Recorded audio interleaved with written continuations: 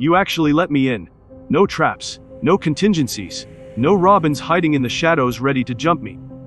Either you've gotten soft, or you've finally accepted that we need to have this conversation without interference. I disabled the security protocols because this needs to happen without distractions or interruptions. You've been running Crime Alley like your personal kingdom for 18 months. Controlling the drug trade, executing dealers who sell to kids, building something that looks dangerously like the empire I've spent 20 years dismantling. Gentlemen, I prepared tea in the unlikely event this remains civilized. Master Jason, you look well despite the circumstances. Master Bruce, you look exhausted, which is unsurprising given recent events. Shall we attempt to resolve this matter without violence inside the cave for once? Violence inside the cave happened when you replaced me with Tim 3 months after my funeral. The Joker beat me to death with a crowbar and you let him live. You chose your code over your son, over me, over everything we were supposed to mean to each other. This conversation is years overdue, and Alfred's tea won't make it civilized. Tim didn't replace you. He saved me from myself after you died. I was spiraling, becoming reckless, taking unnecessary risks because guilt was eating me alive. He showed up and forced me to be Batman again instead of a grief-stricken man on a suicide mission. You're not the only one who suffered after Ethiopia. Master Bruce went to find your body himself, spent 3 days searching the rubble despite the political complications and danger. He carried you out personally, wouldn't let anyone else touch you. The funeral was small because he couldn't bear the thought of spectacle. I've never seen him more broken than those months after we buried you. Broken enough to grieve, but not broken enough to kill the man who murdered me. You took in another kid, but couldn't prevent it from happening again. I woke up in my own coffin, Bruce, and clawed through 6 feet of dirt with my bare hands. Wandered Gotham for months with brain damage, living on the streets like an animal, until Talia found me and dumped me in the Lazarus pit. Talia manipulated you. The Lazarus pit damaged you. The rage you feel isn't entirely yours. It's amplified by the resurrection process. I've studied the pit's effects extensively. Ra's al Ghul used it for centuries and it warped his mind, made him see human life as expendable, convinced him that mass murder was justified for environmental balance. You're exhibiting similar psychological patterns. The Lazarus Pit's psychological effects are well documented, though I hesitate to suggest Master Jason's anger is entirely chemically induced. He has legitimate grievances that existed before the resurrection. The Joker has killed 47 people since Master Jason's death, according to GCPD records. Whether that blood is on our hands through inaction is philosophically complex and deeply troubling. 47 confirmed kills. Probably double that in reality because half the bodies never get found. Each one of those deaths is preventable if you do what's necessary. Frank Castle lost his family and became the Punisher, killed every criminal he could find.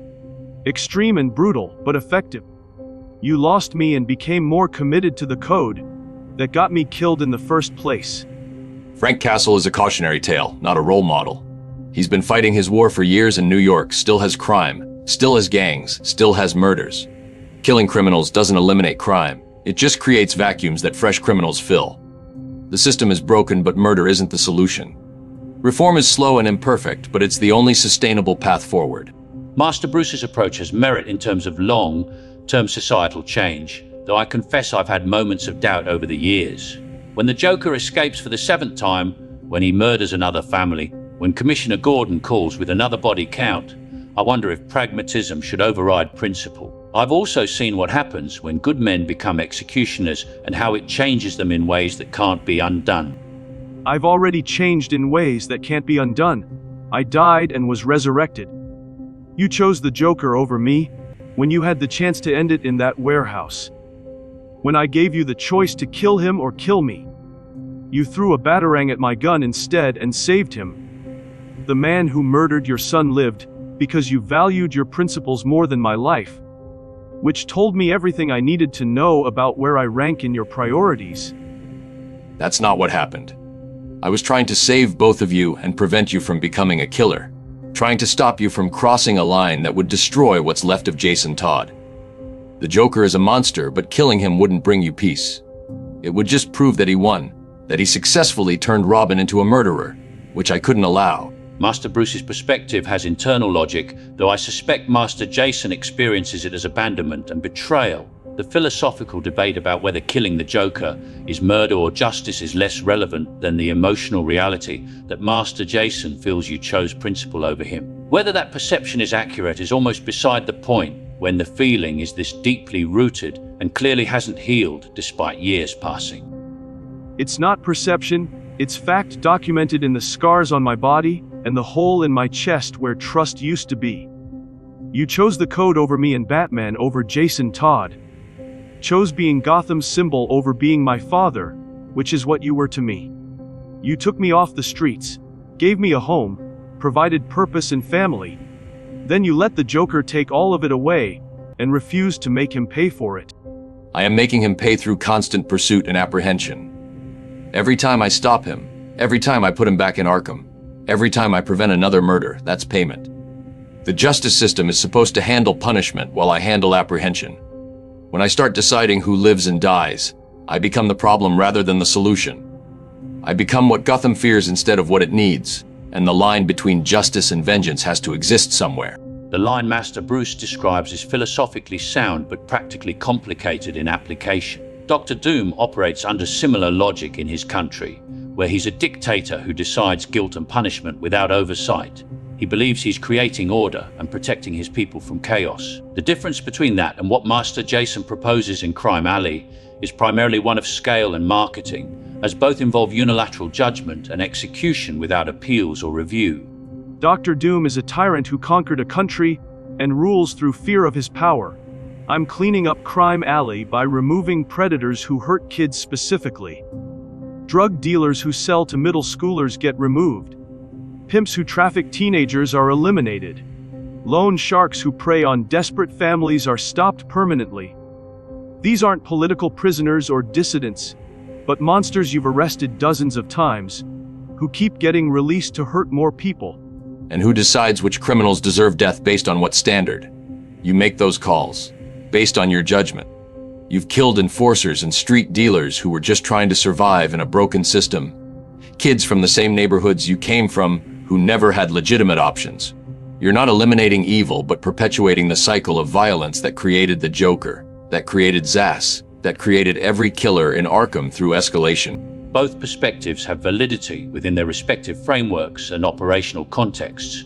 Master Jason's approach produces immediate results and removes specific threats permanently from the streets. Master Bruce's approach maintains moral authority and attempts systemic change over generations. The question is whether Gotham has time for systemic change when people are dying now, today in Crime Alley. I've wrestled with this question for decades without reaching a satisfactory answer that reconciles both positions. Gotham's been waiting for systemic change for 100 years while nothing improves. Corruption runs so deep that fixing it would require burning the entire structure down and rebuilding from scratch with better foundations. You've been fighting this war for 2 decades, and Crime Alley is worse now than when you started, with more poverty, worse infrastructure, increased violence. Your methods aren't working, but you're too stubborn to admit it and too proud to try something different even when people keep dying. My methods keep innocent people alive and prevent the city from descending into total anarchy. They maintain hope that things can improve through proper channels. The moment I start killing is the moment Gotham gives up on justice and accepts that might makes right as the governing principle.